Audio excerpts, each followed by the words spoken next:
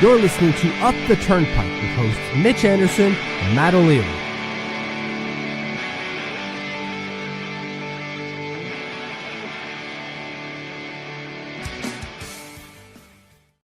Hello and welcome to the Up the Turnpike post-game show. What's going on? I'm Matt O'Leary riding with you guys solo. I appreciate you hanging out a little bit later Tuesday night. Usually Mitch is doing hockey and I do the jet stream and then we hop over here and do it. But Mitch is recovering from surgery. He will be all good to go tomorrow for the regular pod. So it's just me tonight.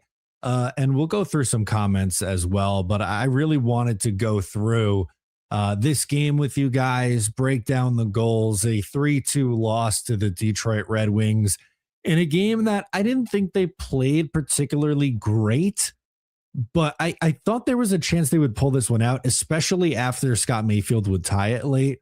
But without further ado, let's just hop into this one. The Islanders would jump on the board first in the first period. Emil Heineman scores. Matthew Barzal and Jonathan Drouin pick up an assist here. We'll see it go up the other way. And Emil Heineman, man, he just lets this one rip right from there. Really nice shot on the offside. He's a lefty playing or coming up on the right side on that play. Really needed a goal, right? I know he's had some of these shootout goals and has been the hero in the shootout recently, which is great. Islanders don't usually have anyone who could do that. But I think what really stands out from this is, it's been a little bit since he scored at, in regulation at 5-on-5, and, he gets number 11. I absolutely loved on the broadcast how they called out going into the first intermission. You don't trade a guy like Emil Heineman. And this is exactly what TD is saying to get us started. This is why you don't trade Emil Heineman. And SS follows it up right after Mitch's day-to-day. LOL. Mitch is day-to-day. He will return tomorrow. How about that? After surgery on Monday, we'll be back in the lineup on Wednesday. That's a quick turnaround. Good on that. And TD, I see your comment under that. We'll get Schaefer in there. I do have to update the intro. That's for damn sure. But 1-0 Islanders after the first period. Detroit had the shot advantage 8-7. And if you go down and want to look at penalties, there were no penalties taken in that first period. But the Islanders leave period number 1 with a 1-0 lead. The score would remain the same through the second period. Again, kind of a low event, right? Like you look at these shot totals. You see them on the right-hand side, Islanders with 7 to Detroit's 5. There was one power play opportunity for, it was an Islanders power play opportunity at the end of the second. It was a Detroit penalty. Edvinson takes 2 minutes for hooking on Matthew Barzal late. Islanders unable to capitalize. I feel like if they got that goal before the end of the period, going into the third up 2 would have had you feeling like you were in a good spot. There was a few seconds of carryover into that third period, but they were unable to capitalize on that. In the third period, shortly into it, right, you'd get Detroit to tie it up. Sandin Pellikka scores his 4th of the year right off the face-off, which is you're going to see him at the point here, but he'll come down and get more involved and just sneaks it through Ilya Sorokin, right? Like, kind of comes down. It was a weird angle. He went up high. It was a nice shot, but that's one that at least watching, I wasn't necessarily expecting. And especially at that time, right? Like you had a few seconds of power play time roll over. It was a very short amount, but you did have, however many seconds of power play time left at that point to start the third period. And then the momentum feels like it swings the other way with Detroit's goal.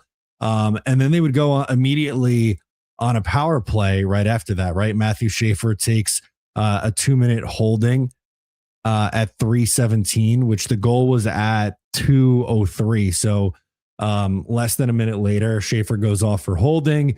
And Alex DeBrincat on the power play, dangerous player on the power play. We saw it twice tonight. Here's the first one. Kind of just lets it go from the Ovi office, right? Steps into it, rips it on net. It's not quite the one-timer that you like to see from Alex Ovechkin, but from the offside, gets it to go.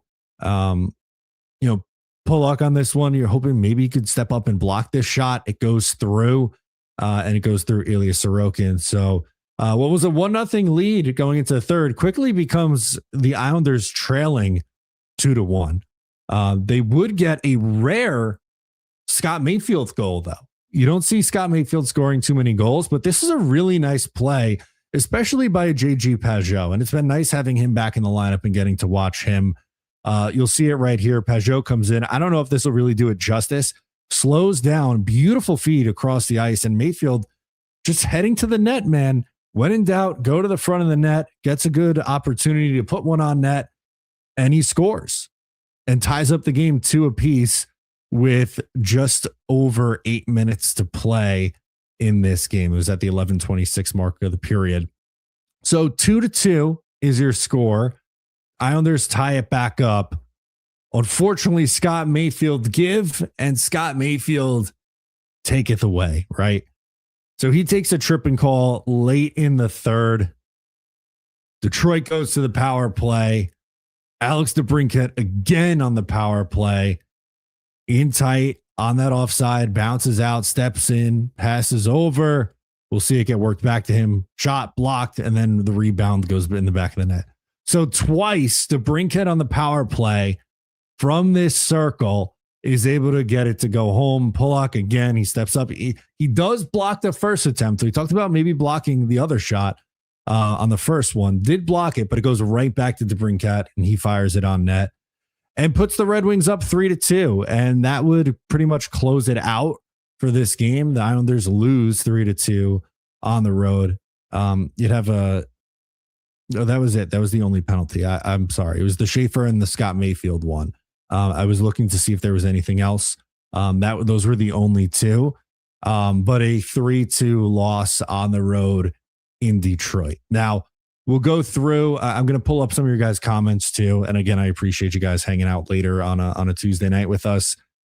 Shots on goal, low number for both teams, right? 21 for Detroit leads the way. The Islanders finished this game with only 18 shots. In that third period, they had only 4.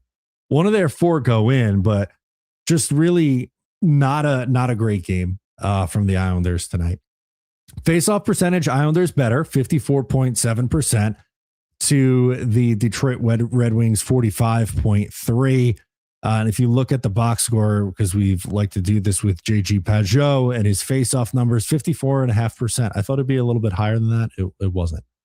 Okay, let's continue with this. Power play, massive difference, right? Penalty kill goes 0 for 2. Islanders power play goes 0 for 1. Special teams. Their special teams has been better recently, which is why they were on a 6-1 run before going into this game. But they can't kill either of the 2 penalties, and they can't score on their lone power play opportunity. They get 1 5-on-5 goal, and that's it. That's all she wrote. And unfortunately, that's on most nights, that's not going to be enough for you. And tonight was one of those nights. Penalty minutes 4 for the Islanders, 2 for Detroit. Hits were 16-14. Islanders with 2 more. Blocks 21 for the Islanders to the Detroit Red Wings 19. Giveaways, Detroit had more, 13-9. Takeaways were 5-3. Detroit with more takeaways. We'll take a look at the box score numbers and then get into the chat on the post-game show. So your leader in ice time with no Bo Horvat. You knew it was going to be Matthew Barzal. He comes in at 22 minutes and 26 seconds. Jonathan Drouin second on the team in ice time at 20:47 for forwards. Mark Gatcomb with the least amount of ice time tonight, 11:13. Another no surprise. The lowest amount of ice time being 11:13. What does that tell you? They're rolling 4 lines. And without Bo Horvat, it's something that they need to do. They can't just rely on the one group to get it done and then play the 4th line like 7-8 minutes a night. They were doing that earlier on in the season, but to the fourth line's credit, they've earned themselves some more ice time with how Zizekas, McLean, and Mark Gatcomb have played together. So good on them for putting themselves in the position to get the more ice time. Schaefer played a ton tonight, 25 minutes and 56 seconds, did have that penalty, which led to the first DeBrincat goal. As for the least amount of ice time, Travis Mitchell, 15:04. Travis Mitchell, he didn't have any points in this game, did finish a +1, 18 shifts, did have a shot. I was curious to see, did anyone have, it was Emil Heinemann who, oh no, that's blocks. I'm sorry, but he still had 3 shots. Anders Lee, 3 shots. Those were really the guys who were, getting pucks towards the net tonight. There wasn't a lot. You only have 18 shots. You're not going to see multiple guys ripping 3+ shots. It's really only those 2 guys where the offense was coming from. So that's your recap on what happened in this game. Want to go through again and talk about some of these. Go through and talk about some of these comments. I said it, but PS says it too. Mayfield giveth and Mayfield taketh away. I think that is the absolute perfect description for this game for Scott Mayfield, and why at times he can be a frustrating player. And not that he's a goal scorer, but he does good things outside of just scoring goals. And, he has moments where he looks like, okay, like, yeah, the contract's not good, but you can, live with it because he's serviceable, third pair right-handed shot defenseman. And then the late dumb penalty, and you're scratching your head going, man, how many more years are left on this contract? Cold-blooded clown says we lose a winnable game because Schaefer and Mayfield take 2 crap penalties. I expect it from Mayfield, but not 48 on to the next. And I think that's a good mindset, right? Like I'm not going to, it wasn't a good penalty, but I'm not going to kill Matthew Schaefer.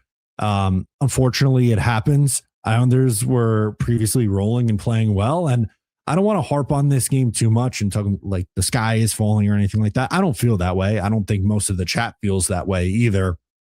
So, it's a game that they probably could have won, but at the same time, like I said, I don't think they played great tonight either. Yeah, this is true. PS says a ridiculous icing by Pulock followed by a defensive zone face-off lost by Richie. Bad combination. That's true. That's the truth. Scarlett chimes in, says bad third cost them. Sorokin made some great saves. Yeah, and you know what? I didn't give you the numbers. Sorokin finished with an 857, but he did make, when called upon, I thought he did make some good saves. I don't pin this on Ilya Sorokin. It was just a couple mistakes cost him, and that's hockey sometimes, right? Usually these games are 3-2. I know the Islanders have gone through stretches where they're scoring lots of goals, but that's slowed up a little bit, and you have to win games 3-2, and tonight just wasn't one of those. Richard Lord says you could see the loss coming. They were outplayed for stretches in the first and second periods. They had the same sort of trouble against the Lightning.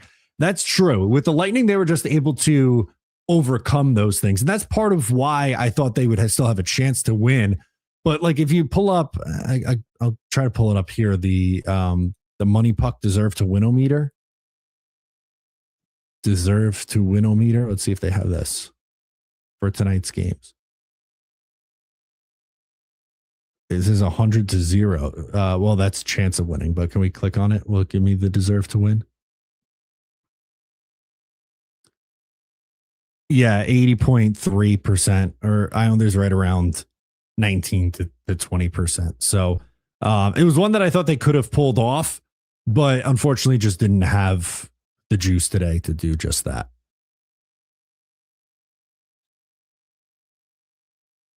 What else do we got? We did TDs. This is why you don't trade Emil Heinemann, but had to pull that up again because that was their first goal of the game. Brandon's kind of saying how I'm feeling. Some of you all are overreacting to this loss. Isles are in a good position at the moment. No reason to panic right now. I'm not in a panic over this game. Games like this happen. It wasn't a good one. They still had a chance at the end. A dumb penalty really cost them a big one, I thought. I put there's many things in a hockey game, right? It's 60 minutes that can cost you a game. And I don't want to say it was only Scott Mayfield in that penalty, but it was in a really bad spot. And that was like the final touch. Good comment from PS saying Shabanov has been bad lately. He just hasn't been really noticeable, and some defensive lapses too. I know they really don't like Maxim Siplikov right now, but I wonder if sitting Shabanov down for a game or two, that might not be a bad idea.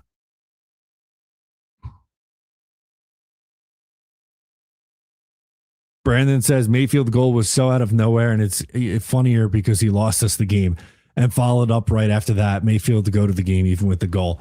It's He did right after that, right? It was just 6 minutes later, he takes that dumb penalty. And like I said, it is very, very frustrating. Gary chimes in. Don't forget to like and subscribe, although I'm guessing everyone here is probably a sub. Gary, you're doing the Lord's work. Thank you very much for always being in here, hanging with us, always putting that in there. We're growing, man. We're up over 2.7 thousand subscribers. It's awesome. And all thanks to you guys who are here after, for our post-game videos. And, I like doing it, with Mitch, and our banter back and forth, I think, is really what makes the show great. But, we're teammates. And, when my guy goes down and has to get surgery, I'm going to step up. Even if it's later, it's 10:30 start time on a game that ended about an hour ago, but still have the diehards hanging out with us here. I like this comment from TD, who says swap Mitchell for George. I liked both Isaiah George's and Marshall Warren's game, I think, better than Travis Mitchell. And I don't think Travis Mitchell has been horrible. Like we've definitely seen in recent years, young Islanders defensemen come up and struggle worse than I think that Travis Mitchell has played to the early starts of his career. But I agree with this. I would also add in Marshall Warren in addition to Isaiah George.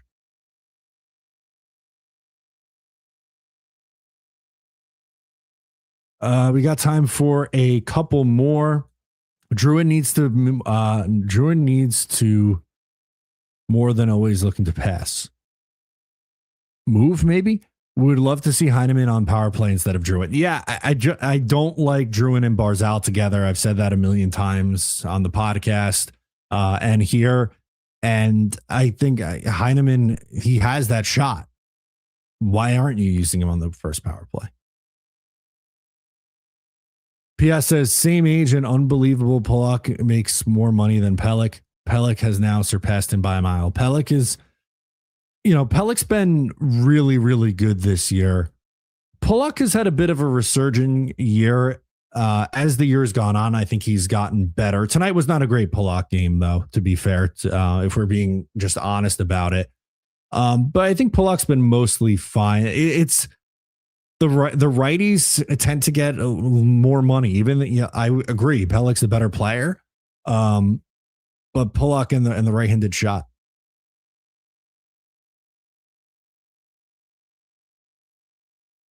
Brandon says, "Oh, Barzal again doing way too much. Sorokin bailed him out in the third on a turnover. He's forcing it, and with that's kind of my take. And I think this is a good place to end the show for tonight. Is with Matthew Barzal, and especially without Bo Horvat, I think he's really he's trying too much. And you might be saying, well, aren't they supposed to give it their all and try all the time? That's not what I mean. I think he's trying to do too much, and Brandon perfectly sums it up with how he said it there. He's trying to compensate for Bo Horvat being there, not being there, and the lack of offense, right? Because it's not just Bo Horvat. Kyle Palmieri, who's was popping in goals to start the year, he's not here either, and he's not coming back. So the offense in a little bit of a tough spot. I think Barzal is trying to compensate, and it just wasn't working tonight. But thanks for hanging out, guys. I appreciate you. We'll be back with a podcast tomorrow night. So if you're not a Patreon member, make sure to sign up to the Patreon. You get 2 bonus podcasts a week and a Discord community of Islanders fans who love talking hockey each and every day. And during the games, always chatting it up in there. So thanks for hanging out. Subscribe, give a like before you go. I'll catch you next time.